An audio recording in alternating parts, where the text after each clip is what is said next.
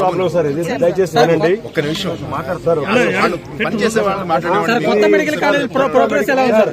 Wait sir, PG medical counselling ఫీజులు చెప్పకుండా counselling చేస్తున్నారు సార్. సార్ అదంతా కూడా మీడియా వాళ్ళు కొంచెం సహకరించాలి. పీజీ మెడికల్ కౌన్సిలింగ్ ఫీజులు ఏమి చెప్పకుండా కౌన్సిలింగ్ స్టార్ట్ చేస్తున్నారు. ఇప్పుడు ప్రతి స్టేజీలో కూడా ఒక్కొక్క రూల్ వాళ్ళు ఇష్టం వచ్చినట్టుగా మంత్రి గారికి కానీ ప్రిన్సిపల్ సెక్రటరీకి కానీ ఎవరికి సంబంధం లేకుండా, ఎవరికి ఇన్ఫర్మేషన్ ఇవ్వకుండా వాళ్ళ ఇష్ట రాజరీతిలో ఎన్టీఆర్ యూనివర్సిటీ వాళ్ళు కౌన్సిలింగ్ కండక్ట్ చేస్తున్నారు. ఇవాళ ముఖ్యమంత్రి గారు చెప్పినట్లుగా ఒకవైపున విద్య, మరోవైపున వైద్య విద్య అని గట్టిగా చెప్తూ ఉన్నారు. కానీ వైద్య విద్య పట్ల ముఖ్యమంత్రి గారి దృష్టికి తీసుకువెళ్తున్నారో లేదో మాకు తెలియదు. కానీ తల్లిదండ్రులందరికీ కూడా చాలా తీవ్రమైన అన్యాయం. పిల్లల్ని మనోవేదన చేస్తూ సూసైడ్ చేసేటువంటి పరిస్థితిని కౌన్సిలింగ్ నడిపిస్తూ ఉన్నారు. ఒక పక్క తెలంగాణ వాళ్ళు లేట్ చేసినా కూడా చాలా చక్కటి రీతిలో కౌన్సిలింగ్ నడుపుతూ ఉంటే, మన రాష్ట్రంలో ఆదర్శప్రాయమైన ముఖ్యమంత్రి కన్సర్న్లో నడుస్తున్న ప్రభుత్వం అజమాయిషిలో ఉన్న యూనివర్సిటీ తన ఇష్టారీతిగా అక్కడ ఉన్నటువంటి రిజిస్ట్రార్ కానివ్వండి, ఇతరత్ర ఆఫీస్ సిబ్బంది కానివ్వండి, వాళ్ళ ఇష్టం వచ్చినట్టుగా జీవోల్ని మారుస్తూ, ప్రొసీడింగ్స్ మారుస్తూ, ఎవరో ఒక ఇద్దరు అడిగారని చెప్పేసి ఫస్ట్ కౌన్సిలింగ్ ఒక ఆర్డర్ ఇవ్వటం, సెకండ్ కౌన్సిలింగ్ ఒక ఆర్డర్ ఇవ్వటం, థర్డ్ కౌన్సిలింగ్ ఇప్పుడు నడవబోతున్నది. ఆల్ ఇండియా కౌన్సిలింగ్ లో ఇంకా స్టార్ట్ చేయలేదు. వాళ్ళు ఆల్ ఇండియా కౌన్సిలింగ్ అయిపోయిన తర్వాత మూడో రౌండ్ ని మన స్టేట్ లో థర్డ్ కౌన్సిలింగ్ స్టార్ట్ చేయాలి. అది చేయకుండానే ఫ్రీ ఎగ్జిట్ అని చెప్పేసి ఒకటి ఉంటుంది. దాన్ని ఈ రోజు ఉదయం నుంచి సోమవారం ఉదయానికల్లా క్లోజ్ చేస్తూ ఉంటున్నారు. ఇలా క్లోజ్ చేస్తే ఆల్ ఇండియా కౌన్సిలింగ్ లో ఆంధ్ర రాష్ట్రానికి కావాల్సిన సీట్లని పిల్లలు కోరుకునే విధంగా ఉన్నటువంటి అవకాశాన్ని పోగొట్టుకుంటారు. ఇప్పటికే తెలంగాణ రాష్ట్రం కౌన్సిలింగ్ లేట్ చేయడం కారణంగా ఏమైందంటే, ఆ తెలంగాణ రాష్ట్రంలో ఉన్నటువంటి పిల్లలు అక్కడ కౌన్సిలింగ్ జరగదేమన్న అనుమానంతో ఆంధ్రాలో మెరిట్ తీసుకొని ఇక్కడ సీట్లు తీసుకున్నారు.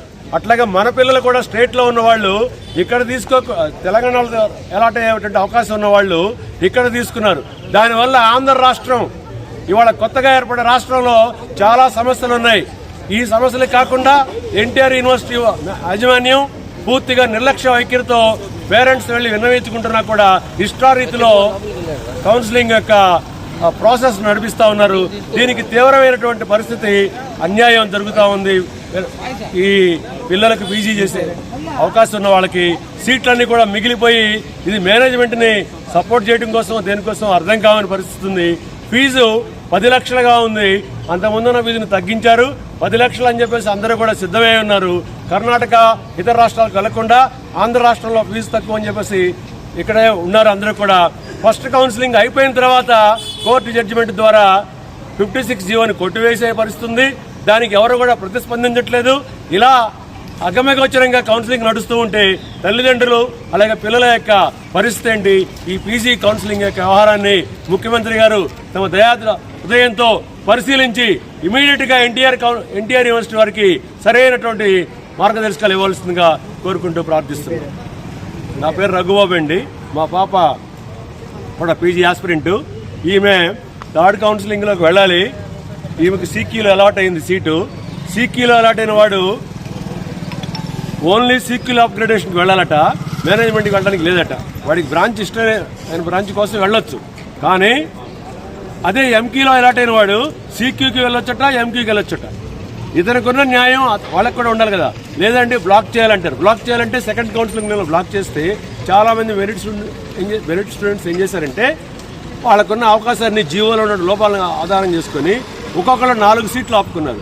ఇప్పుడు రేపు రొద్దున ఈ అమ్మాయి కంటే కూడా మెరిట్ లేని వాళ్ళు సీట్లు మిగిలే ప్రమాదం ఉన్నందువల్ల ఈమె కంటే తక్కువ ర్యాంక్ వచ్చిన వాళ్ళు, అంటే తక్కువ మెరిట్ ఉన్న వాళ్ళు మంచి బ్రాంచ్లో చేరే అవకాశం ఉంది. ఇలాంటి పిల్లలు అన్యాయం అయ్యే ప్రమాదం ఉంది. కాబట్టి మీడియా వాళ్ళు దీన్ని ఫోకస్ చేసి పిల్లల యొక్క భవిష్యత్తుని, ముఖ్యంగా దేశానికి వెన్నెముకమైన వైద్య విద్యార్థుల్ని భవిష్యత్తుని కాపాడవలసిందిగా